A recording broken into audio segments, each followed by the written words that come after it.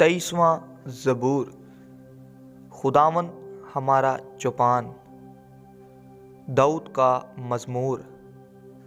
खुदावन मेरा चौपान है, मुझे कमी ना होगी। वो मुझे हरी हरी चरागाहों में बिठाता है। वो मुझे राहत के चश्मों के पास ले जाता है। वो मेरी जान को बहाल करता है।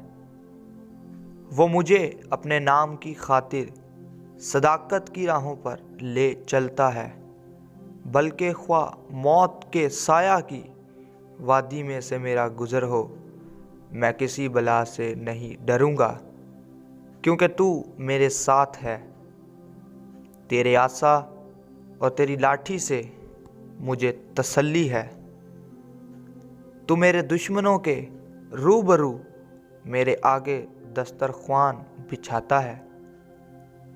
तूने मेरे सर पर तेल मला है, मेरा प्याला लबरेज होता है। यकीनन भलाई और रहमत उम्र भर मेरे साथ साथ रहेंगी, और मैं हमेशा खुदावन के घर में सकूनत करूँगा। आमीन। यसू जिंदा है, शैतान शर्मिंदा है।